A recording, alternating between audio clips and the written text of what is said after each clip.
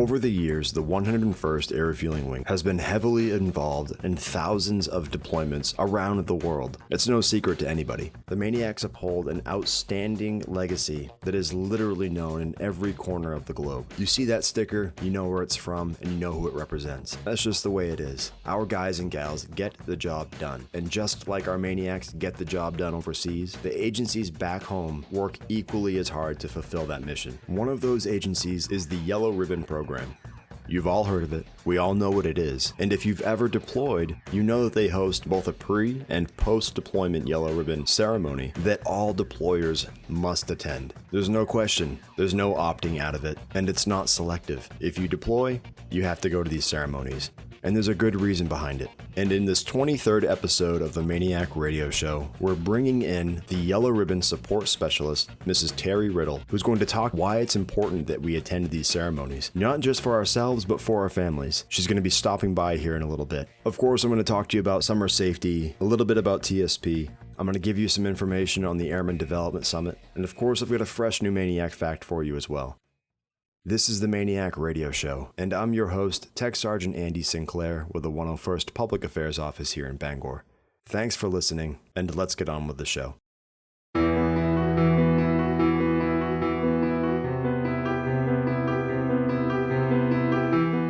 I think it's finally safe to say that summer feels like it's here. God, it's warm, huh? Warm? No. This is a setting for London broil. I know it's been a long time coming, but the weather is nice, and with it come fun outdoor activities. Most of those involves the water. So let's talk briefly about life jackets, or PFDs, personal flotation devices. I know I'm guilty of it myself when I say that I can swim pretty well. And when I've been out on my boat or I've been out kayaking, my general thought process is that I don't need to wear my life jacket. It is Maine state law that you need to have one life jacket in your watercraft per passenger. If you are over the age of 10, you do not need to wear that life jacket, but it is highly encouraged that you do so. As I said earlier, I consider myself a pretty good swimmer, but studies in the last 10 years show that 2/3 of drownings are victims who consider themselves to be good swimmers. Think about it. If you're out on the lake and you're cruising along, having a good time, and your boat capsizes and you get knocked unconscious, you probably can't be a good swimmer if you don't even know what day of the week it is. So just something to consider. Not only are you supposed to keep one PFD per passenger in each watercraft, but you should highly consider wearing that PFD at all times. And if you're under the age of 10 or you have family members under the age of 10, again, it is state law that they wear their PFD. While we're on the topic of safety, I know I've mentioned this before, but now that we are officially in summer, let's talk quickly about the Safe MAINEiac program. If you find yourself in a pinch and you need a ride home and you know you shouldn't be driving because you were out on the town having a few drinks, you can call the command post and they're going to hook you up with a taxi to get you home safely. Again, we've all been there, to that point where we know we probably shouldn't drive. But maybe you don't want to leave your car behind to go back for it the next day, or you think to yourself, it may just be easier if I drive home, I'm not going to get caught. But it's too risky, not because of the fines, not because of the repercussions with your job or out here at the wing, but it's too risky because you could kill yourself or somebody else, and that's the greatest risk of all. So again, you can call the command post if you need a ride home. And the cool thing is they even have keychains you can keep right on your key ring so you don't forget the phone number. So talk to your supervisor or your first sergeant to get that keychain and make sure you enjoy the summer in a safe manner. Okay, enough about safety. Sergeant Trammell, if you're listening to this, I hope I did your topic justice. Who knows, maybe he'll hook me up with one of those sweet Yeti cups. But anyway, enough about safety. Let's talk about TSP. We all know what it is. We've all heard about it before. But supervisors and commanders, you guys need to make sure that your subordinates know about TSP and know how to sign up, as well as what the benefits are. TSP is an awesome benefit that's afforded to each and every one of you. And from the day that you raise your right hand, that's the day you need to start thinking about your future. Not 5 years into your career or 10 years into your career, but the day that you enlist or commission. So again, if you haven't already signed up for TSP, I highly recommend it. You can head over to tsp.gov to find out more information. Again, the time to start planning is now if you haven't already done so. Okay, and last but not least, the Airman Development Summit. You've heard Chief Moore talk about it, and you've heard your chain of command talk about it.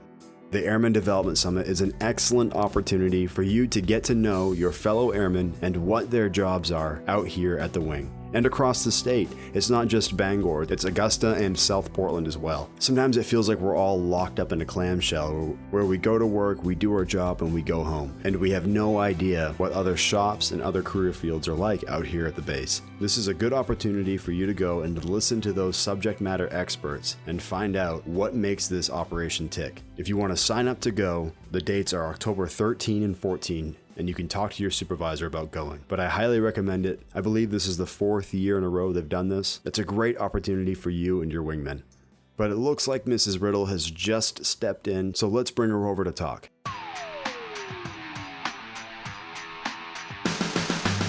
Terry Riddle, who is the Yellow Ribbon Support Specialist, has stopped by the studio, and she's here to talk to us today about why it's important that our members attend the pre- and post-Yellow Ribbon ceremonies.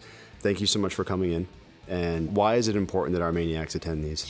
The Yellow Ribbon is a program that's mandated by Congress, so it is mandatory. It is a program to prepare airmen and their families prior to a deployment, and then reintegrate them back into their families when they return, and then they'll have one more post. So it's a post 1, and a post 2. The post 2 is just to make sure that everybody who has benefits that are getting ready to expire, that they know what to do on the next step. It's more so to make sure that families have all the outreach resources that they need during these deployments. I, for one, have been through, I think, 5 deployments with my husband. Each one brought a different scenario to where I could relate some of the things that they were telling us to our family. When you've got kids at home, it's hard for the kids, not only for me, but for the kids as well. So the Yellow Ribbon was there to give me resources if I was having issues with them going to school, if I was having issues with them having problems with dealing with their dad gone. If I didn't have that, I wouldn't know what to do. So it's very important that the airmen and their families attend these events, if not for just their family's sake. I had made the comment the other day that it's not only for the airmen, but for their families and anybody who supports them in a mission. Plus, they can take that information back and have that information if an airman is in need. It's like, oh yeah, I just heard about this resource. Let me give you their number.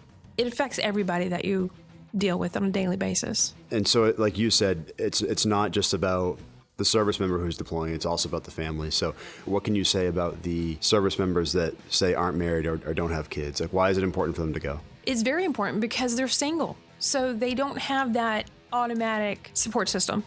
They don't have that wife or husband at home taking care of the bills, the family, and everything else. It's just them. So who's going to watch their mail when they come home, while they're gone? Who's going to keep up their bills while they're gone? So this gives you the resources to tell you how to deal with that, how to, discontinue your credit cards, or how to have someone be in charge of getting your mail for you and making sure that there's nothing important in there, or just how to deal in life general, especially on the reintegration part. Deployments are hard. They're hard for the airmen and their families. So if you're single and you come home to nothing or nobody, how do you deal? You're going to deal with it differently. Or frozen pipes in your house. Exactly. So it's more of a family affair. Okay, well, you're by yourself, but you have a whole airman family. It gives you the skills to deal with those on a regular basis. That's awesome. And the thing is, too, I think that some of the people that may be skipping out on these events, that they don't understand the full capacity. Like they don't see it in the way that you're explaining it. They may see it more of like, oh, well, I know what I'm doing, and that stubbornness behind, and I get that. But the fact of the matter is, it's still mandatory. It's no different than if you come into work on a drill weekend or whenever, and your commander tells you to do something, you have to do it. So. You have to do it. And we're trying to make it more interactive. We're trying, like this last one, we had a resiliency speaker come up from Massachusetts, and he was amazing. And the airmen seemed to really relate to his side of it, to his stories and what he went through and how he overcame some obstacles. You can say you can go to deployment and come back and nothing's changed, but it has. The mentality is there. If you're gone for a year, your sole job is to make sure the mission is done. You're not to worry about your taxes. You're not to worry about your household. You're not to worry about, if your kids are doing your homework or, if the cars need to be taken care of. Your mission is to go to work and come home. So if you do that for a period of time and then all of a sudden you're thrown back into the mainstream, that messes with you. Yeah. And we give the spouses the resources to go ahead and say, look, when your spouse comes home, they may go around the perimeter 10, 20 times before they go to bed. But it's okay. It's nothing to be alarmed at. They're just reintegrating into society. I remember my husband came home the first time and I was like, you've been gone for a year? I'm out. Here's the kids, here's the house. I'm going on vacation. That's awesome. And that was the worst thing you can do because that just turns them into a whole tailspin. But I didn't know that. So when I went to the Yellow Ribbon event and they explained us that this is how this happens and this is what you can do and here's the resources you can do it with, it was a whole lot easier. It's a huge emotional factor all in itself. So when you come home, it's a big change for everybody.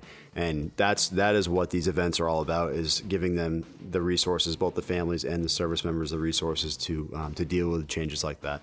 Or if you need to seek help, or if you need help while you're gone, or any of that stuff. So it's not to be a pain in the butt. No, I try not to be. Yeah, right. And I think that's what some people may think, like we said earlier, besides the fact that it's something that's mandatory. The people who run these organizations and run these events genuinely want to help. It's not to be a pain in the butt. No, and I'm open to suggestions. If you have a suggestion on how you would like the Yellow Ribbon to go, or what speakers or what classes you would like, I'm all ears. I'm doing this for you guys. I'm doing this to make sure that all these airmen have every resource and outreach person that they can get. So if you have suggestions, please tell me. I'm all open. You guys could always play games like Mother May I or Duck Duck Goose. Exactly. Simon says. Right. Simon says sit down. Right, exactly. Simon says eat lunch. Yeah. No, that's good. That's good. Is there anything you wanted to add? I love my job. And I do this for you guys. Been there, done it. I wish I had 5 rings to prove it. But I don't do this for me. I do it for the airmen and their families. So if I can help make that transition a little smoother, that's what I enjoy. I get really emotional about this stuff because I've seen a lot of changes and I've seen how families have separated for little things that may seem like a lot. But if you come to the Yellow Ribbons, we can introduce you to the resources, the outreach services that are just in this main area that can help you guys. And it's free. You've got financial planners that are at your touch. You've got legal at your touch. People pay millions of dollars for stuff like this. And this is free for you guys. You guys offer lunch too, right? We do offer lunch. So there is such thing as a free lunch. There is a free lunch. We're putting that on record. So anyway, thank you for coming in. Thank you for having me.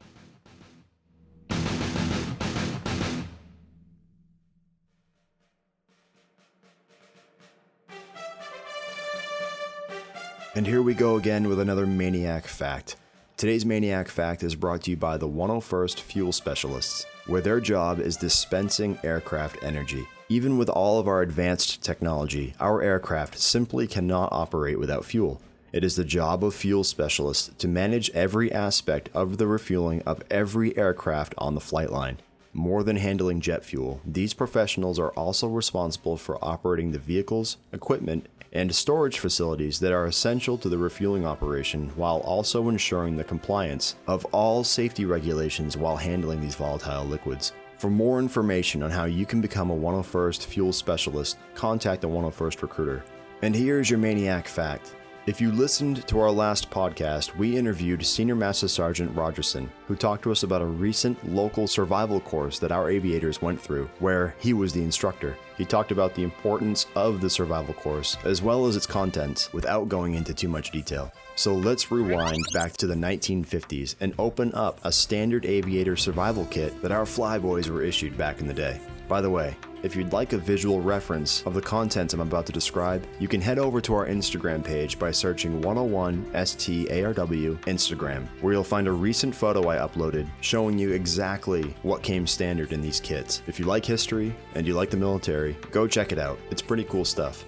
So what came standard was a waterproof match case with a compass, fire starter tabs, a pocket knife, oiler, a whistle, razor, and razor blades, a first aid kit, a fishing kit that contained treble hooks, 50 feet of fishing line, and an inflatable bass fishing boat.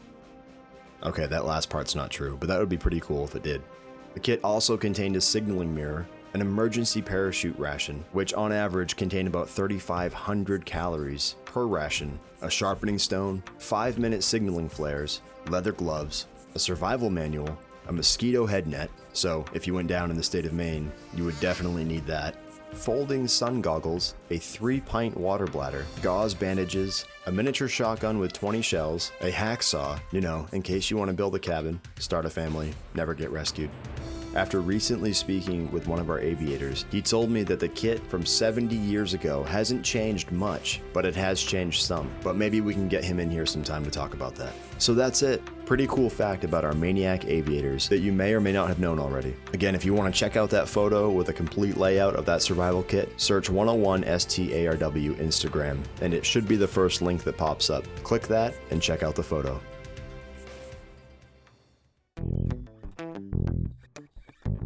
Okay, and just like your bank account, if you decide to drive home drunk, there's nothing left in this episode. I'm your host, Tech Sergeant Andy Sinclair with the 101st Public Affairs Office here in Bangor. I hope everybody has been enjoying their summer and continues to enjoy their summer, but please remember to wear your life jacket. And if anybody in your boat is under the age of 10, be sure they keep their life jacket on at all times. Don't forget to talk to your supervisor if you want to attend the Airman Development Summit in October. Again, I highly recommend it. I already mentioned our Instagram page, but we do have a Facebook as well. So if you search 101 STARW on Facebook, you can head over to our page and check out daily content. You can also check out the official Vice Wing Commander's Instagram and Facebook pages by searching CV.101ARW. He offers a fresh perspective of a day in the life of a MAINEiac, so go check out his photos and videos. But that's all I've got. Until next time, so long.